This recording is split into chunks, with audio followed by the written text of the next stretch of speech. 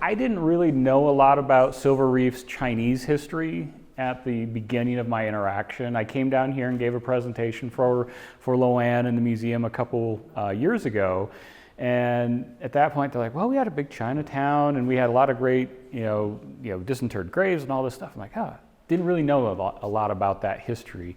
I've worked a lot with the Salt Lake Field Office of the Bureau of Land Management on the Transcontinental Railroad and the 13,000 to 15,000 Chinese workers who helped build that railroad line in 1869. So I knew there was going to be an interesting story down here. And what I'm going to walk you through today is just sort of the step-by-step of how I got to record Silver Reef's Chinatown and how it fits into the broader pattern of the West. And big shout out to the Silver Reef Museum. This is now the third time I've been able to come down and present here, and just amazing partners. I just love coming down here. Such good people that I wish this had 3 permanent full-time staff and the county paid for it. I really do, because this is an amazing museum and a very unique story in Utah history. Silver Reef's history is unique on so many levels, right? Silver running in a sandstone ledge, one of the biggest mining booms in this part of the state, but it's almost more like a Nevada mining town in the middle of an LDS enclave. It's a really unique story down here. And so I'm going to really focus largely on the Chinese contribution to Silver Reef's history. And this is a really cool photo that I'm going to circle back to. We're kind of sitting in the Cosmo, which is dead center in this photo, on that very wide main street here in Silver Reef. So this is kind of looking to the north and northeast from the hill to the south of Bonanza Flat. So I want to take one step back. Let's talk about why the Chinese are here in the United States. If you've seen my presentations before, this will feel a little bit repetitive, but everybody in the crowd has a different level of understanding. We have a lot of Chinese immigrants in the 19th century here in the United States because of what was happening in China.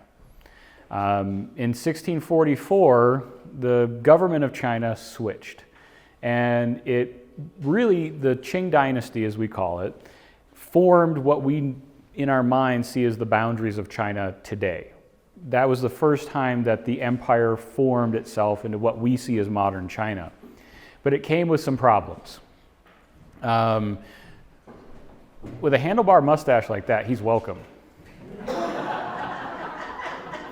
So in 1644, the Manchus, which are northern China, they actually took over the government of the entire country. And so they're technically an ethnic minority in China.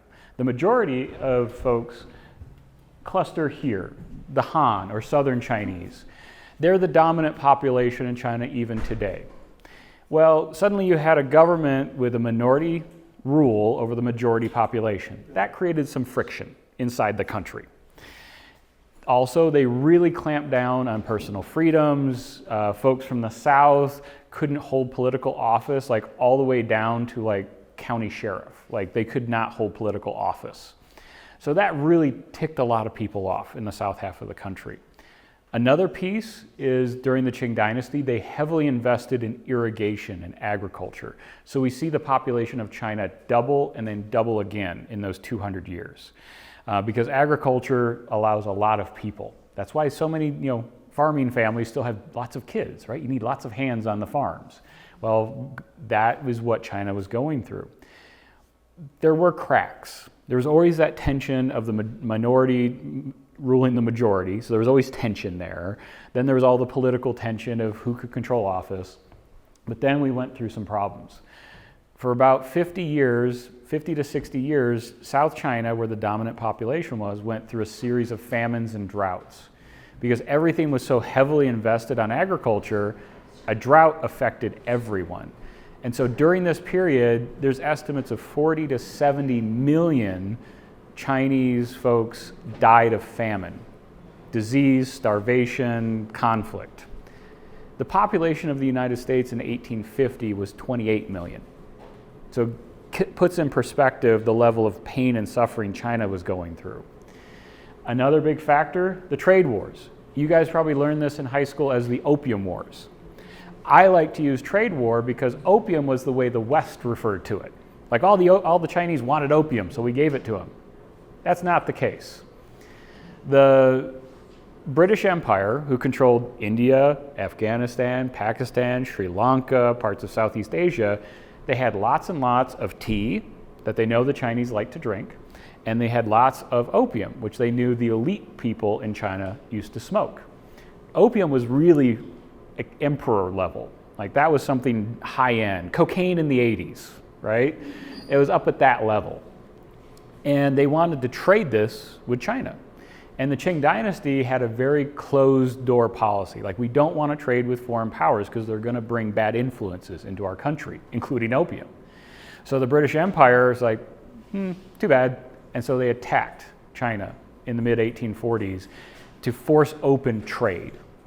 And it was a bad, bad time for the Qing dynasty because they had not advanced their military at all versus coming into contact with the most advanced military power in the world, Britain. And so they lost every time they fought the British Empire. Finally, they signed what are called the unequal treaties, meaning that it was a peace treaty, but the British Empire got control of all the port cities all the way up the coast. The British Empire effectively controlled China's trade. And at that point, they flooded China with cheaply produced opium from Afghanistan and Pakistan. And so you add famine, you add political conflict, your government that you didn't already like just collapsed and lost the first time they came into contact with a foreign power. That led to this. We call it the Taiping Rebellion. And this was civil unrest and full civil war in China, started largely in these southern provinces, Guangdong province particularly. You can see the numbers. Estimates, 30 million dead in a 10-year civil war. 20 million, what we would call refugees today. The government, in order to try to control, they did a scorched earth policy. And so if they found a family in a village supporting the rebels, they would burn the village to the ground. And so for generations, land in these communities had been passed down the family line. Now that broke.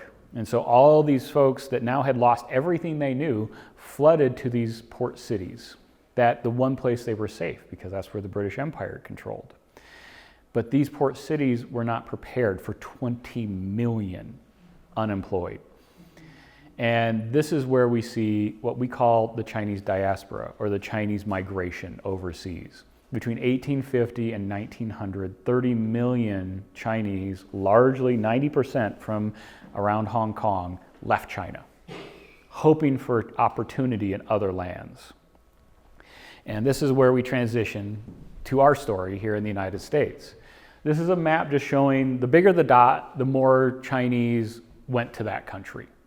And you can see there's a lot in Southeast China, Southeast Asia, but this is one of the biggest circles in the whole globe. You got to put yourself in that 1850s period. Civil war, famine, political unrest, everything awful. You have just been dispossessed from your land. You brought maybe your wife, maybe your elderly parents, maybe your siblings to these port cities to try to find jobs and work and food. And someone at the boat dock says, hey, there's a country across the ocean.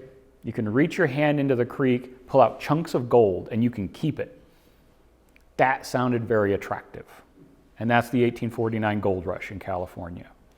That was when we saw the first large wave of Chinese immigration to our country, is because there was hope in our country for their lives. The Chinese, by their nature, are very patrilineal, meaning the men control a lot of the economics. And so they go to work, they do the travel. And so the first wave was largely men looking for opportunities, looking for money to support their families left behind, whether it was their parents, whether it was their wives or their children. And by the 1850s, we start seeing tens of thousands of Chinese start immigrating to the United States. And we start instantly responding to that. We start like, yeah, we don't really want them in California. We don't really want them in Nevada. And that's where we see a lot of anti-Chinese racism, which I'll talk about, kick off. But it really started with the gold rush. In Utah history, the first wave of Chinese immigration was a couple decades later, 1869, with the completion of the Transcontinental Railroad. But it was kind of this wave migration from California in the 1850s, Nevada, early 1850s, early 1860s, and just kind of rippling through the West as these young Chinese men, predominantly, tried to find opportunity. There were women. I'm going to talk about Chinese women in Silver Reef here in a minute because it's an interesting story. But it was largely a male-dominated migration pattern. But you're going to see, they went anywhere. They went and worked in copper mines in Chile. They were rolling cigars in Havana, Cuba. They were making shoes in Europe. They replaced black labor in the American South in rice paddies because white plantation owners didn't want to hire freed slaves after the Civil War. Anywhere there was opportunity, they went because they needed that. They had a real mess back home. And to the US, we have first waves are coming into the railroad periods here. This is a photo from the Transcontinental Railroad in Nevada. They supplied 15,000 people to the construction of that railroad. Very quickly, Leland Stanford, Stanford University, governor of California at the time, was a staunch anti-Chinese immigrant politician. He did not want Chinese in California. And so they didn't employ the Chinese early on the Transcontinental Railroad because of that reason. They also thought they were too weak, too feminine. Well, every time they tried to build the railroad after 1863, there'd be a new gold rush and all of his white employees would disappear into the mountains. And so finally a section foreman outside Sacramento was like, I have this group of guys from China, they're building all this infrastructure on the side, could we use them on the main line? And they used them on the main line and they built in a week what had taken 2 years. And suddenly at that point, Stanford and Stowbridge, the engineer for the Central Pacific Railroad, famously said, we want 15,000 by the end of the year. We know they got 13,000 by the end of the year, but that's because so many people were looking for that opportunity in China, right? They were waiting at the door to find a job to support their families. That's the first big wave. But after 1869, the railroad is finished, and they went from 13,000 down to 1,000 employees, right? You don't need that many employees once the railroad's built. So where did all those folks go? They formed the Chinatowns in Elko, Winnemucca, Boise, Helena, Butte, eventually Southern Nevada and Utah. And so those railroad immigrants kind of spread throughout the West, bringing relatives with them as they go. And you can see by 1870, Nevada already had a huge Chinese population, over 3,100 Chinese enumerated in Nevada. We weren't that big here in Utah. And almost all 450 of those were railroad workers in the north half of the state, Box Elder County, Weber County, Salt Lake County. But this is the early 1870s. Let's now put into context what these Chinese immigrants were facing. This is an advertisement for rat killer in the 19th century. The anger against the Chinese immigrant in the 1860s and 70s only grew. A lot of people don't know that after the Transcontinental Railroad was completed in 1869, both companies went bankrupt within 5 years. That sent our entire nation into an economic recession because there was so much government support of those two companies to build the railroad that once they collapsed, inflation, all those things we know happened. Well, we had to blame somebody. And labor unions were just getting started really strongly in the country, and they started excluding the Chinese from labor unions. They couldn't join them. And then that created a situation like, well, they're going to drive down our wages because they'll work for less than a labor union.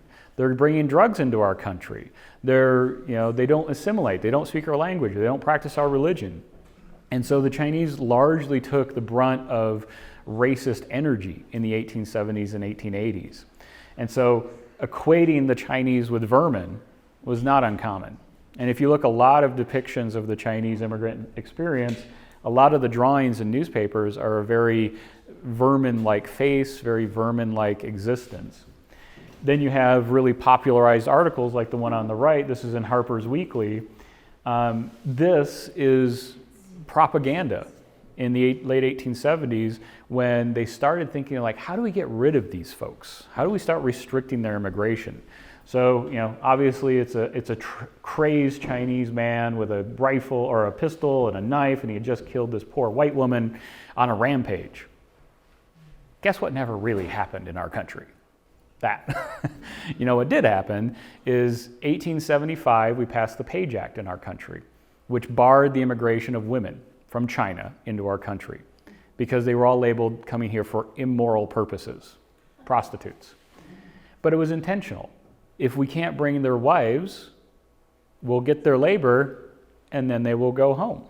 And so it was a very direct effort. When I talk about Silver Reef's Chinatown, there are married Chinese women in your community here. They weren't here as prostitutes. They were wives. They were cooks. 1882, the Chinese Exclusion Act passed, federal. Congress passed the first time in American history a law that said a single nationality can no longer immigrate to the United States, Chinese. With caveats of diplomats, scholars, and acrobats. It also said that the Chinese in our country could not naturalize. They were barred from citizenship because of the Exclusion Act. Closing the door. But then throughout the 1880s, I don't need to go into the full detail because this is a Silver Reef story, largely a positive interaction between the population and the Chinese community. But we have LA's Chinatown, they lynched 13 Chinese men. Tacoma, they actually seized all the Chinese businesses and homes in Tacoma, Washington, loaded them on boxcars and took them out of the city limits. Rock Springs, 1885, 33 Chinese men were killed, many of which were burned alive by striking coal miners. Denver's Chinatown burned. The stories ripple. Because of all this anger at the Chinese for a decade, it just exploded in the 1880s. 1892, the Chinese Exclusion Act was renewed. They're like, it's working great, guys. 1892, Congress added a provision. First time in American history, you had to have a photo ID on you at all times. Guess who's the only person that applied to in 1892? Chinese immigrants in our country. So you had to have registered to be in our country, and if you didn't get caught with that photo ID, you'd be deported. So it was the first time in American history we did that. The Exclusion Act and the Gary Act was not repealed until 1943. We needed the support of the Chinese government in World War II. And at that point, they were able to leverage our need into removing this law from the books. And that's where we have modern immigration laws today. So I just want to contextualize this story, because when I look at the demographics, you see the impact of these laws. That even though Silver Reef was started pre-Exclusion Act and went afterwards, like how would it have been different had we allowed more immigration to continue to occur for the Chinese immigrant? It probably would have redefined some of these old mining districts. So let's transition to Silver Reef. Awesome photo of the Christie Silver Mining Company mill in all of its Superfund site glory. The Silver Reef area is such a unique story in Utah because we have mining districts up north, but it's silver early up in the Cottonwood Canyons. Alta, Brighton, all were silver mines, but it's all in granite and monzonite. This is the first place really in southern Utah we have a big mine rush, is here in Silver Reef. The iron mission north of us was very directed by the LDS Church. So we have the first silver strike in the mid-1860s, found it, but not really staked it. Because guess what? This is extremely remote and awful territory. And so it's like, well, we have all these other mine districts in Nevada, some in Arizona. Like there's some silver there, but how are we going to get it out? How are we going to live there? All these types of things. And so it didn't really catch on. Finally, with some more development in 1875, we have the big White Reef discovery and the big veins of silver. It's the only place, that has silver running in sandstone, is right here in Silver Reef. It's a geological oddity. And that's where 1875, we see the boom. By 1882, it starts declining. Mining is always a boom bust. Good silver prices, good ore disappears, or prices go down. And so Silver Reef's heyday was a decade, right? It's not a big time. And that's not an uncommon story for a lot of mining districts in the West. That's why it's so fun to go explore in Nevada and go to all the mining towns that existed one after another. By the late 1880s, few people exist. You guys are sitting in the reconstruction of that, the Cosmo restaurant. That's what this building is actually on the original footprint of where that restaurant was here on the property. And if you look outside, you'll still see that peak gable. So how isolated are we? So I found a map from 1886 of this part of the country. And so we see Silver Reef there on the little red arrow on the bottom right. And you see all the big wagon roads coming in from up north from Cedar City, also the ones west out towards Lund and coming through Pinto. But I want to call your attention to that. Frisco. Frisco doesn't mean a lot to anybody today, but back in this period, the 1886, that was the next big mine strike in Utah that was close to where we are today. But I'm pointing out more, that was the terminus of the railroad. That's as close as the railroad got to Silver Reef. So that's why there's mills here in Silver Reef, because they had to process the ore locally. There's the mill down on the Virgin, the Stormont mill. That was all because they needed to get the ore processed here because they couldn't ship it to Salt Lake City or Murray or some of the other big areas of Utah that had smelters, because that's the closest railhead you had. So all the big heavy equipment, all the big mill works are coming on train, probably to Frisco, unloaded by wagon, hauled down here. However, the Chinese immigrants are coming from Pioche and Caliente. They're coming from the west, because that's where the bulk of the Chinese population was in this region, was to our west in Nevada. And so you see equipment and freight coming one direction, you see people and freight coming from the other direction, all coalescing here in Silver Reef. After Silver Reef's collapse, we know a lot of the miners from here, they went to Frisco, they went to Nevada mine towns, they just spread back out to the next big boom. That was the life of a lot of these itinerant workers. But I love this map just to show you this was isolated, physically isolated, and really hard to get access to. Another little map just for you nerds in the crowd. This is an 1885 topographic map showing Silver Reef in the upper right, showing Leeds, Harrisburg, Washington. Doesn't seem to be a lot of condos and townhouse villages sprawling in this photo. But you see, the big highway coming out of Santa Clara. Most likely the folks coming from Pioche would have came in on that wagon road and around, because that was the main travel corridor from sort of the northwest side of Pine down here. So I love maps because they give you some space. This is a really cool document, 1886 business directory, and kind of cool big structures that would have been right around here, but all the businesses in Silver Reef. We have the Elkhorn Saloon, which I believe was across the street. Too bad that's empty. We could all use a sarsaparilla after this. I'm sure that's what they served. But then I want to call your attention to these two right there. Chop House, meals at all hours, best Chinese hash, Mongolian kitchen. Chinese restaurant. Many of the immigrants from China were coming from the southern part of China, where most of them were farmers. There were probably other skilled folks in that discipline too. And because of the labor union situation, a lot of Chinese miners were barred from ever going into hard rock mining. We see Chinese miners doing placer mining, like the free milling gold in creeks, because they could organize themselves and do it. Once we go into hard rock mining, a lot of times the heavy capital means there's unions, means there's labor control, and the Chinese are barred from entering that. So there weren't Chinese miners in Silver Reef. There were Chinese mining the miners in Silver Reef, which was not an uncommon pastime for many different folks. And so running a restaurant was a really important piece of that way. Running laundries, stores, servants, cooks. That's where most Chinese found their livelihood, in these big mining camps in the American West. Probably not here, but who knows? Like where I did my dissertation up in Montana, they also built big garden plots near the mine districts so they could provide fresh food to the miners because these guys are farmers by large. And so they brought celery to our country. That's a Chinese product. And so we have wild asparagus growing in Montana. That came from China and is still found along some of the railroad grades up there.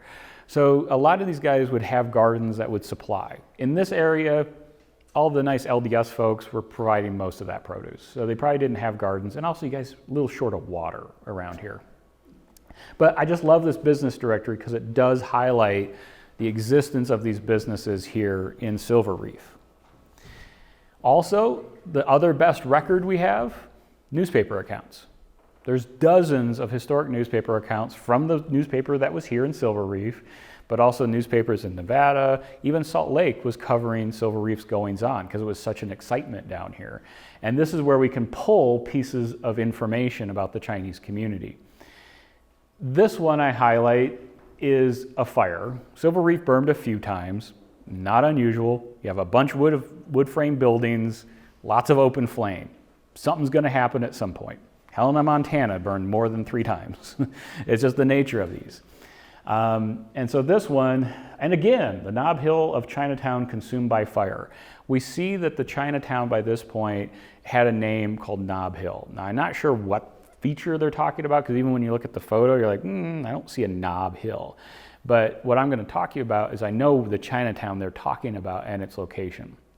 But I love this quote I pulled from this article. So this fire is burning.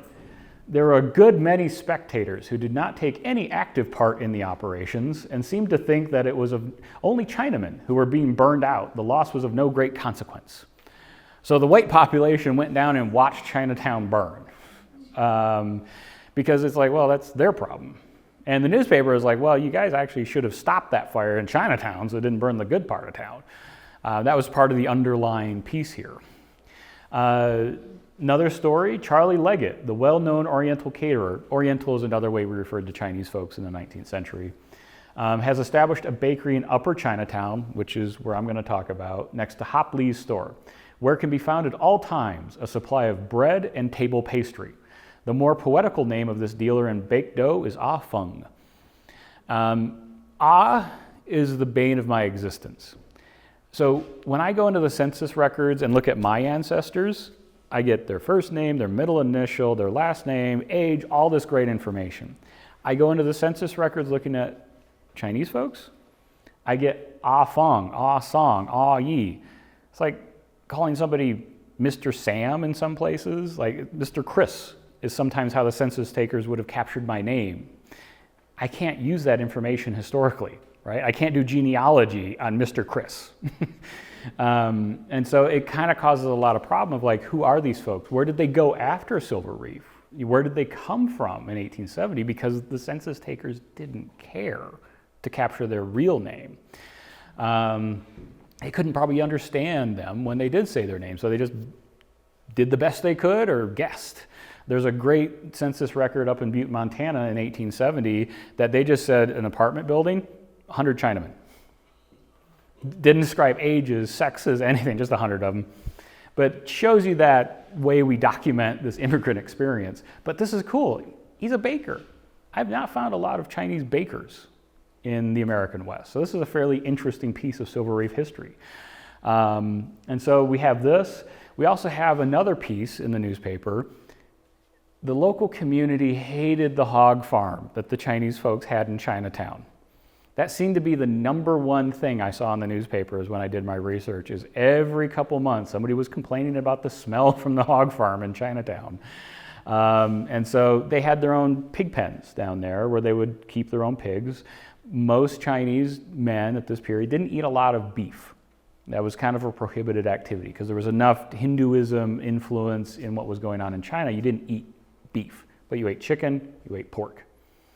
And so they had a lot of pork laying around. I'd love to see where that is, the hog farm, because it made a lot of news. But it gives a little character to this. And in the 1880 census, we had a little over 1,000 people here in Silver Reef, probably less in the census than actually lived here because people that were on shift, people coming and going, probably 1,200, 1,300 people in Silver Reef, probably a more accurate estimate. But what's cool is there was 50 Chinese men or 50 Chinese-born folks here, 40 men, 10 females. The 10 females blew my mind. The reason it blew my mind, Montana in 1880, where I did my dissertation, there was over 3,100 Chinese in Montana, 13 women. It's like, that's a good demographic if you want your pick of the men. And so this was an interesting dynamic that there actually was 1 out of 5 women in this community. That's interesting to me. And when we dive into the demographics, because yes, I'm that nerd, let's look at the demographics of those Chinese folks in 1880. Average age of the whole population was 30. Men were a little older than the women. Well, the reason that average for the women was lower, there was a couple children. 12, 13-year-old girls were here. Occupations for the men, most were employed in laundry work, cooks, servants, probably about the same job, laborers, merchants, a store clerk, a barber, and then one had occupation of none. For the women, 7 were keeping house, 1 was a cook, 1 was at home, and 1 was none. The at home and none were young girls, but 6 were married. And they didn't just document prostitutes as married. Like, these were women that were married to husbands in a generational family here. Again, an uncommon pattern in most parts of the West because of how few women were allowed to immigrate, right? This is a few years after the Page Act barred women from immigrating. A lot of the women that did arrive here in the United States after the Page Act were smuggled. A lot of merchants would pay a lot of money to get their wives in or their daughters in. And so we see that. But there was what we would consider sex trafficking also occurring because of that same value, sneaking young women in to service that largely male population throughout the West. So there's always a dark side to all these stories, right? People are people in the 1880s or today. But it's really kind of cool to see your community was actually pretty diverse. Lots of Chinese women, Chinese men, shopkeepers, a barber. That's kind of cool. Just gives a little bit more flavor to Silver Reef's Chinese experience. I call this graph the Silver Reef effect. So the big red line is the population of Chinese in Utah as a whole. The bottom line are the census records for Washington County. Bloop, and gone. They were here for Silver Reef. And when Silver Reef packed up in 1888, they left. They went to other opportunities. Probably a bunch went to Frisco, went to some of the mining districts up north. Some went back to Nevada, to Pioche, Caliente, other mining districts. So it was a small blip. But on the whole, you look at Utah. 1890 is the peak, and then starts declining. The Exclusion Act, right?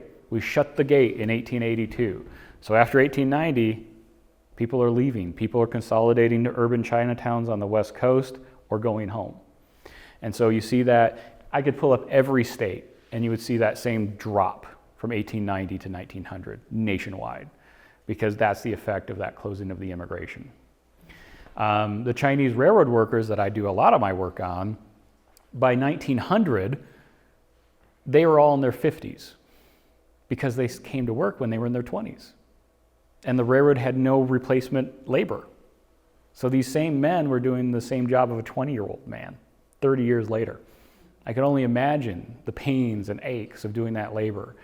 Some of the men in the 1920s were in their 80s and they retired from the railroad after 60 years of service. And they were never allowed to go above laborer. They were never allowed to be foreman. They were never allowed to enter a higher job class. There's a real legacy of these exclusion acts and how it affected a population. In the United States, we look at Chinese immigration as 2 waves. 19th century, post-World War II.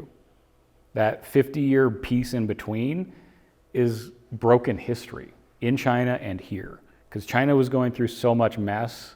The Republican Revolution in 1911, when they finally got rid of the Qing dynasty and they installed the Sun Yat-sen, world of China, the Republic, well, it broke this history between the folks that came here in the 19th century and those that came after World War II. And we're only now starting to get those threads reconnected.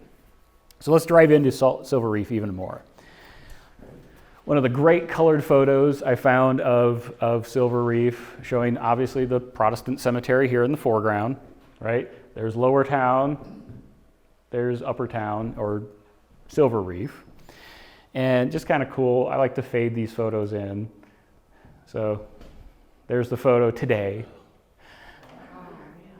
Kind of a cool, change. A lot more juniper now, because I think all that juniper was cut for firewood fairly quickly. And so it's kind of cool to see that shift in the landscape and how things have changed from that heyday. Can you go back, Chris? Yeah. You want to do that again? Yeah. Now that we're ready for it. You guys are oohing and ahhing. I got to show it again. Do you remember where you got that photo from? This photo, the color photo, was in the Historical Society collections, or the State Historical Society collections. But yeah, it's just cool, so cool to see the landscape shift. I love nerds. You guys are my friends. So this is now where I start driving in, is I'm talking to Loanne, I'm talking to Judy, talking to Ron. I'm getting stoked for the Chinese story here in Silver Reef. I'm like, what tools do I have? What things do I have to go on? I have newspaper accounts, but I don't know where the hell Nob Hill is. So what I did have was this 1870s town plat of Silver Reef, which you guys have probably all seen if you've nerded out in the museum. This, you don't know how lucky you are in Silver Reef to have this document. Like, so many mining communities have nothing. So you guys are lucky that someone was anal enough to record all this stuff. And so I looked at this and focused right here because I saw Chinese names. Hua Long, Yang Sing Song. Like, oh, we have Chinese lots. Silver Reef allowed them to buy lots. That is not a common story in the West. Because they weren't citizens, a lot of communities, especially mining districts, said they could not own real land. And so if they actually had bought these lots, that's a fairly rare thing. And yeah, when you zoom in, you see business, business, business, business, business, business, business, business. Like, there's the Chinese business district. And oftentimes, that Chinese business district is where the folks were also living. It creates space for their community. As you can tell by the preface, not everybody always liked the Chinese folks. And so having your community circling the wagons was a safer place. And so a lot of Chinatowns grew up for, one, just keeping community, but two, as a mutual safety. If everybody's together, it's less likely to be problematic. Of the 4 racial-based lynchings in Utah, 1 was a Chinese man. The other 3 were African Americans. Chinese man was up on the railroad town. Chris? Yes, sir. Where are we on that map? So you guys, The color republic. let's see. Right, let's see, Wells Fargo. Oh. Up on the corner. I think it says Cosmopolitan we had here, of a void. Yeah. It's like Cosmopolitan at the top of that square. Yeah, there's the Cosmo. Yeah, so we're in this right here. Okay. So right down Main Street. So the Chinese businesses were, thank you for doing that. The Chinese businesses were on Main Street, which is kind of cool. So we came back, and I had wandered down below, and I'd found surface artifacts of the Chinese experience. So I'm like, okay, let's do some business. Let's record this for the first time. And I was super stoked that a lot of Chinatown is on Bureau of Land Management property. There's a piece on private, which I'll talk about, but BLM, that's public land. It's preserved, quote unquote. It's not going to be turned into a McMansion with radon in the basement. And so it was really cool. We came back in the fall, and we had folks from the museum. Judy hung out with us all day, and she got to record all sorts of stuff. The BLM archaeologist came out from St. George. I work a lot with the Chinese Railroad Workers Descendant Association, which is an organization out of Salt Lake celebrating Chinese railroad history. They sent some folks down. We have a volunteer program through our office that if you're interested in monitoring archaeological sites to help our land managers, we can connect you to trainings. Steve in the front row. He's one of our amazing site stewards. He actually is one of the site stewards for the Transcontinental Railroad, monitors it looking for damage. So we brought some volunteers from them down, including Steve. We also had Bill White, who's a really locally important historian that's done a lot of mining history in Nevada. And so he gave us a lot of information. And the focus that I wanted to do was document the surface of the site and then also document what features are there. I used technology or archaeology jargon here. A feature is something that is made by humans and is not portable. So a building, a ditch, a road. Artifacts are something made by humans and is portable things. So that's how we split the world up. So we documented 22 features. 15 of those were structural foundations. And they're still extant. They're still on the ground. But what really got me was the artifact density. And so I had this great intention, like, in a couple days, we're going to document every surface artifact in this area. We didn't do that because it was overwhelming. There's so much history still on the ground. And I'm going to talk a little bit about ethics at the end of this. So we did one sample square, 12 meters by 11 meters. So think yards. We're archaeologists, so we do it in metric because we're weird. I had 300 surface Chinese artifacts on the ground. No digging. We did zero digging. That was just on the ground surface in one square. The second square, we had 150. And so we documented each one of those. We described each artifact. We took photos. And it really did give me a pattern of which we can discuss. And here's that opening photo of Main Street. The Cosmo would be kind of right about yonder. But right here is Chinatown. I love accidental photography. Like, that photographer could have gave a crap less if that was Chinatown. He was taking a photo of the community, but the angle is perfect because that is Chinatown. All right in this gully. And these are the Chinese businesses facing Main. These are the Chinese businesses facing Boyd or Van Hagen Street. So it's like right behind. So what they did from this view, right, they built themselves a fort, right? Their businesses created the defensive walls, and the occupations, the houses, are all on the back of the lot. So kind of in this nice little controlled area. Pretty classic. So I'm like, okay, we now have a great photo. And I looked at the photos that we took in the field, and you can see very clearly that rock wall on the right. That's the back wall of one of these buildings. Towards us would have been a doorway into that. And so it's a subterranean structure, maybe with a second floor on this one. This one definitely had a second floor. And it's hard to picture, so I'm going to walk you with me. So up here on this terrace is Main Street. Rock walls on this back lower terrace. And what it would have looked like is that. So the rock walls, so that photo is kind of facing this way, right? So Main Street over here, Chinese business, one of the stores, maybe the bakery, and then below here was the subterranean portion of the house. This is probably where they're living. Business upstairs, like a mullet.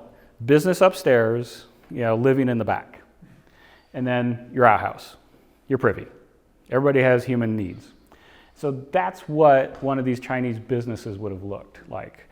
The photo fairly clearly shows vertical wood is the construction pattern, so that's why I did that in this photo.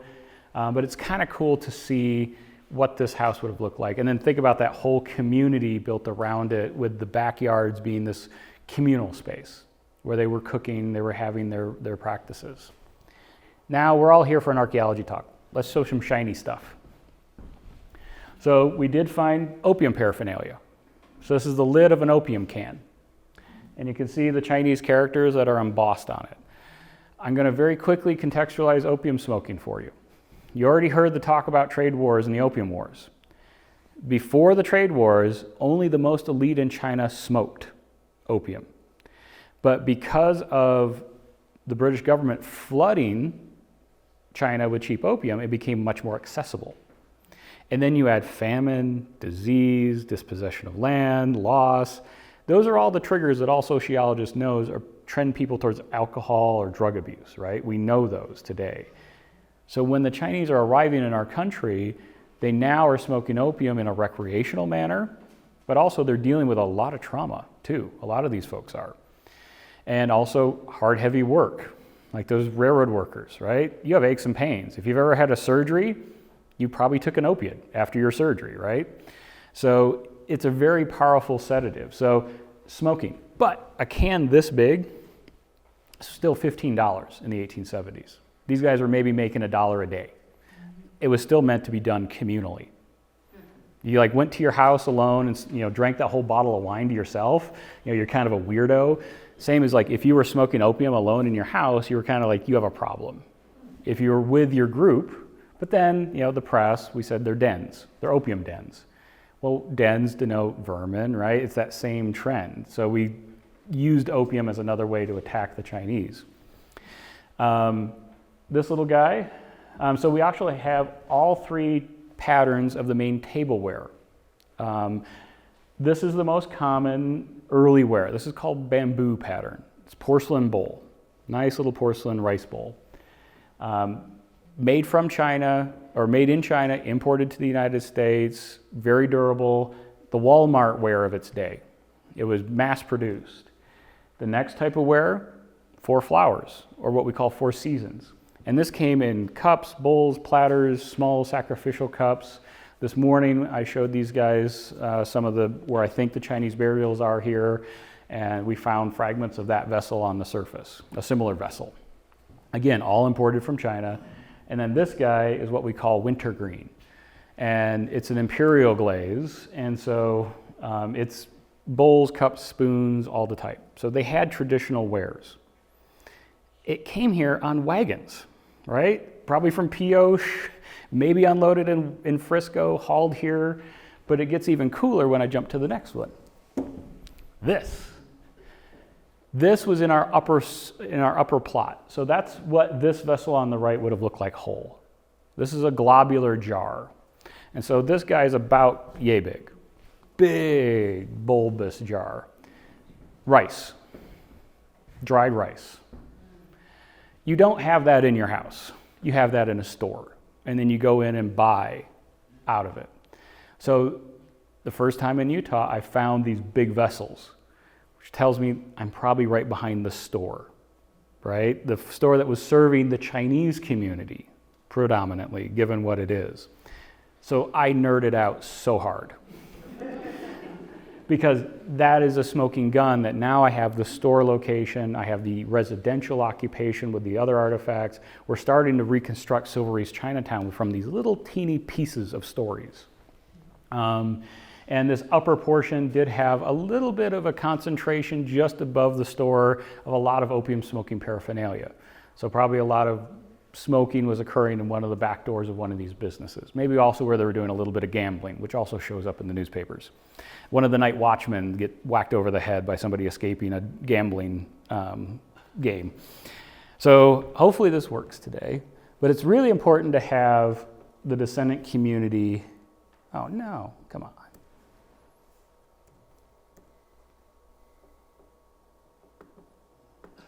There we go, let's see if it works. No? It's there, but it's not playing. Well,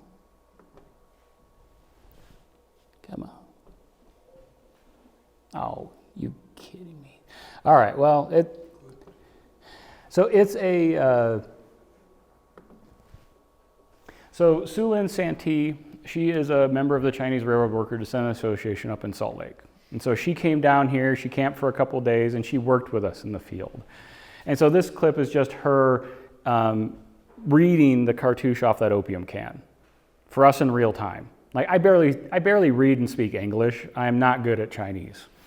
And so working with the descendant community is really cool because you have that direct interaction, right? They're helping interpret what I'm finding, but they're also feeling, they are so appreciative of this museum for caring about their heritage. Because this is their story. We've lost a lot of their stories. You guys still have a piece of it down here, and they had no idea it existed.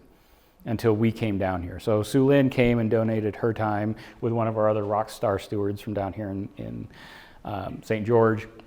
So my thoughts. Oh, that's most of an opium pipe right there.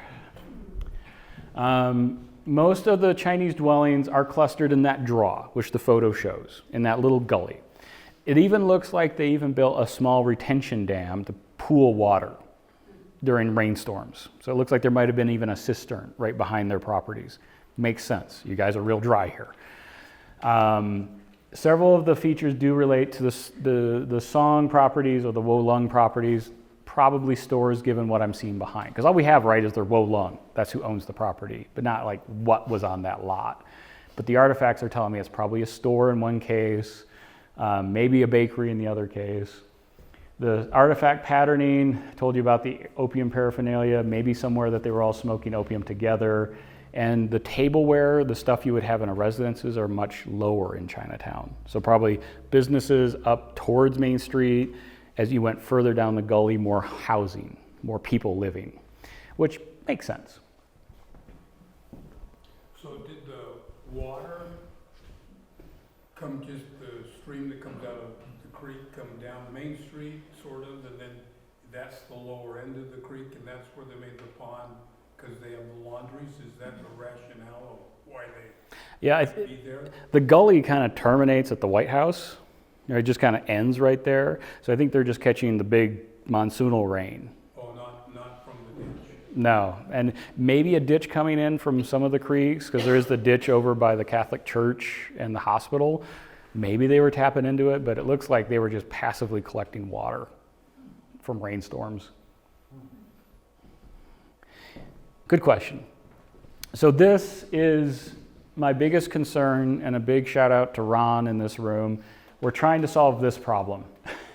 So, we're on this property owned by the county. I surveyed this property owned by the BLM. In between is private, and it's held in a family trust. And so while Chinatown is all here, that upper row of building, the Chinese businesses that go easty-westy, are all right here. And so if this gets developed, we'll lose that ability to tell this cohesive story about Chinatown, and also what gets built in that strip of land. Is it going to break that connection between this part of Silver Reef's downtown and the extension of Chinatown, right? So Ron has been reaching out to the family trust to say, hey, interested in donating.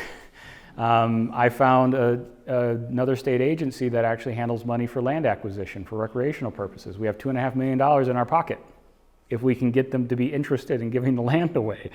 But so far, no luck. One hang-up phone call on Loanne. But we're hoping, maybe as families shift, maybe if we reach out different angles, we can try to find a way to get that property. Because then we have the county property connected to BLM property. We could make one nice cohesive story and interpret Chinatown, and to invite people down there to learn that story in addition to what they can do up here at the main property, which is amazing. I saw a hand go up. Yeah. I don't understand. Is it BLM that has the old Chinatown, or is it private, or is it Washington County? It's so where we did our work is all on BLM land right here. So the businesses are here, but also here. So the front of those businesses are on private land. And so, yes, we work down here, but all the building foundations for the Chinese stores are on this property. Okay. Mm-hmm. So do you need to buy that whole section of land, or can you just buy the parcel where the art, the features are? If they would talk to us, we would be willing to talk about anything. Knock on their door. They live in Michigan. Yeah, well, there. Send your nice people up there. Yeah, I mean, this parcel is problematic for a lot of reasons, right? It's landlocked, access, easements. It's just a difficult property. It's small, it's only 3.5 acres. Yeah, So is the north-south dimension like 100 feet, is that? yeah. It looks like it's an old patented mine claim to me. Where's Main Street on the map? Right there. Okay, all right. Yeah, so we're in a building right here. And if you walk by the White House, and then down the road. Okay. Oh, yeah, Where's the Chinese cemetery located? we're getting there. I love the questions. And you're my segue. So, Chinese burials. So we know from the books written about Silver Reef that there was a Chinese cemetery here. We know stories that someone came from probably San Francisco and removed the graves at some point. Contextualizing, a lot of the Chinese that came to our country had ancestor worship is kind of a bad way of saying it, but they wanted to be buried near their families. And so a lot of the men would have contracts with the labor company, the Chinese labor company that employed them, that if they passed, they would be buried for a short time, 2 to 3 years, shallowly, so your body decomposes more quickly. They would then come, dig up your graves, deflesh you, pack you up, and send you home. And you would be buried with information of where you were. So that was a very common practice. So we know in Silver Reef that there was a Chinese burial and that did have disinterments, but we weren't sure where. The oral history is like, Bonanza Flat, near the cemetery. Like, well, that doesn't really narrow down. Because guess what? Oral histories and a flat is a big space. And so I've been poking around for a few years, and that's where I took these guys this morning. I'm pretty sure I found it. Because I found pits and I found Chinese artifacts next to those pits with nothing else around it. Like they just live by themselves. And I'm going to show you the divots, but the one thing I always have problems with, like, oh, if they disinterred all the graves, who cares? Like, one, somebody was still buried there. We should honor that sacrifice of that person. Two, not everybody was recovered. That's the common story, is that some people didn't pay their insurance. Some were Chinese women. A lot of Chinese women didn't have the right to go home. This was a patrilineal system. So there might be women buried there, might be children buried there. It might be guys that had just been forgotten. That happened a lot. Carlin, Nevada, guy building his house in the early 1990s in Nevada, just off the Transcontinental Railroad, excavating his house foundation, they hit 13 Chinese burials. Many of them still had bricks buried with them with the hand-painted name of their village that they were supposed to go home to. They were forgotten. And so there's probably still people buried down there for many reasons. I've heard a lot of people say, oh, they took all their dead home. Like, they tried, but not everybody was honest too. And so when I wandered down west of the Protestant cemetery and below the Catholic cemetery, which is right there, found this pit. You can see it when I outline it. There's this nice little depression right here. And if you look right here, another depression, all right in a row with Chinese artifacts around it. Because these were honored dead, they would leave sacrifices, they would leave food, they would leave liquor, they would leave offerings to the dead as they entered into the next world. And there's nothing else around there, and it's near other cemeteries. So to me, that's a smoking gun, that's where the cemetery is. Unfortunately, also private land. This parcel right here, which if you notice looks very much like a house lot. So it's another property that will likely be developed. And also I'm pretty sure, so burials are more in this area. As we get closer to the formal cemetery boundary, there's burials all through here. Probably white folks, probably Potter's Field. Probably folks that weren't allowed to be buried in the main cemetery because there were lynchings here, there was prostitutes here that usually didn't get buried in the consecrated ground but next to it. So it kind of just strings out from there. So if there are burials on the site, how will that affect development? It won't. Oh, so they'll just... Mm-hmm. So state law protects unmarked burials to an extent. It says if you find human remains while you're digging, I'll come and get them for you. That's what really state law says. And so, yeah, it doesn't prohibit the property owner from doing anything to their property. They just need to stop when they hit remains, report it to law enforcement to make sure it's not recent, and then our office or somebody else will come and recover those remains and then try to find somewhere to put them. But yeah, it does not stop development, which is a big myth. It's a big myth because people hear like, oh, we hit a Native American burial and the whole project shuts down. Well, that's a really dangerous myth because that incentivizes people to not report it. And that's what we get a lot of in Utah. There's a lot of non-reports because they think their project will be shut down, and they just remove the remains out of the way. And so it's a state law that's not ideal, but it is that guy's property or that person's property. And so they can develop it if they want. If they hit human remains, we have to treat them with respect, get them out of the way. Who owns the Catholic cemetery? Catholic cemetery, the town. The town? Yep. Okay. So is there a possibility the town could acquire the Chinese cemetery? I would love to open that dialogue with the property owner, because I'd love to see this whole parcel be shifted over to the town or the museum, and then we talk about the Chinese deaths down there. We talk about the potter's field of other folks that are buried probably on that parcel.